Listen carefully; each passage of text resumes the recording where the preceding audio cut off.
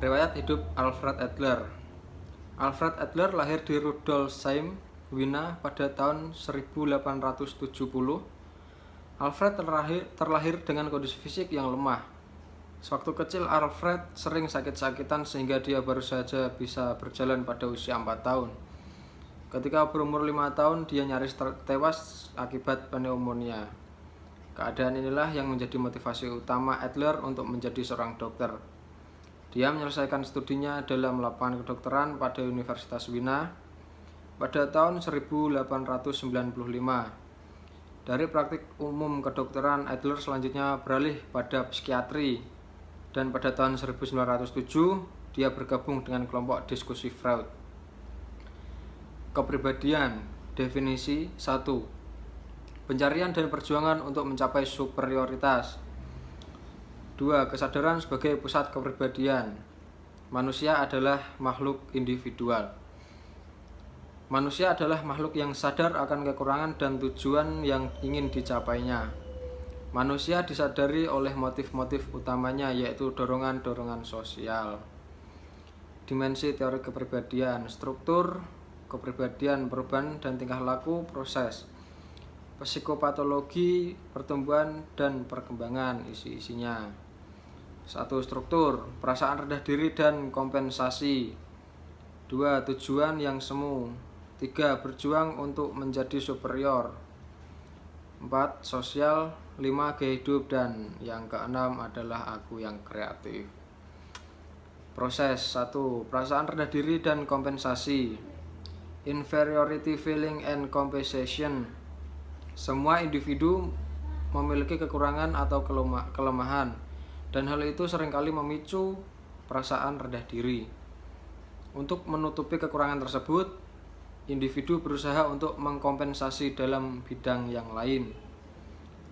Proses 2. Tujuan yang semu, fictional finalism. Pada dasarnya, individu melakukan sesuatu adalah karena adanya tujuan masa depan, bukan masa lalu. Tujuan itu bersifat semu tetapi dapat menjadi pendorong bagi individu dalam melakukan sesuatu. Proses 3. Berjuang untuk superior, striving for superiority. Setiap individu selalu ingin menjadi yang sempurna atau mengejar kesempurnaan. Superioritas merupakan suatu gerak yang mengarahkan individu pada kesuksesan, terutama dalam konteks sosial.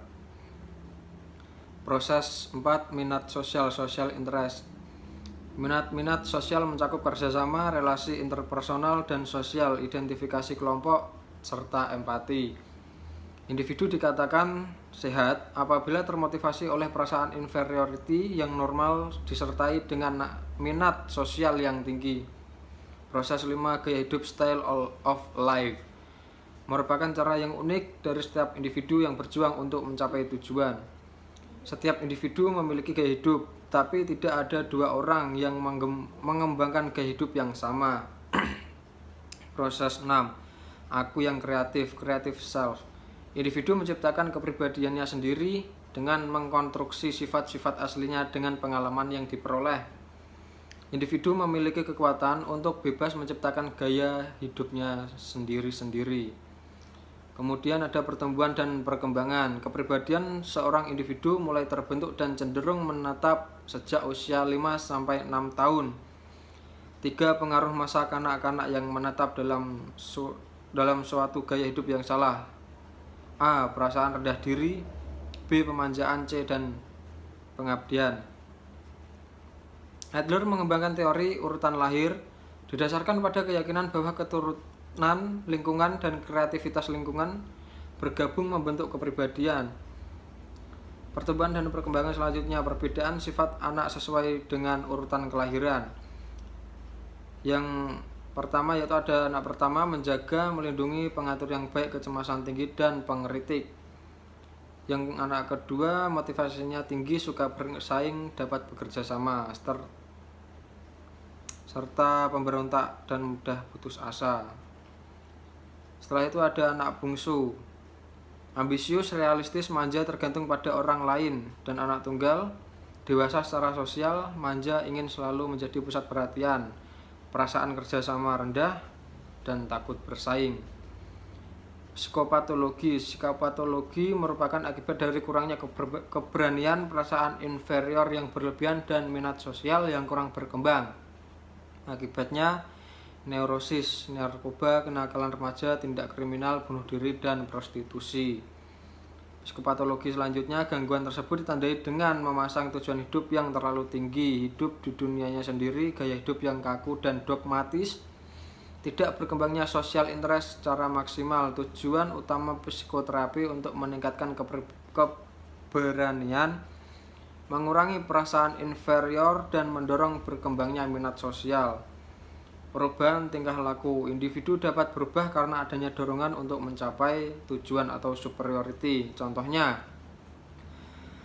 ketika kita mengetahui bahwa ada surga dan neraka, kita akan termotivasi untuk melakukan hal yang baik dengan tujuan kita dapat masuk ke surga. Perubahan tingkah laku yang selanjutnya ini, terkadang individu tidak mampu berubah karena kebiasaan memandang segala sesuatu dari sudut tertentu yang bersifat beku dan menganggapnya sebagai hukum alam, menekan kebebasan batin dan mendorong ke arah ketidakberanian. Contohnya dengan mengatakan bahwa aku tidak mampu. Sekian presentasi dari saya.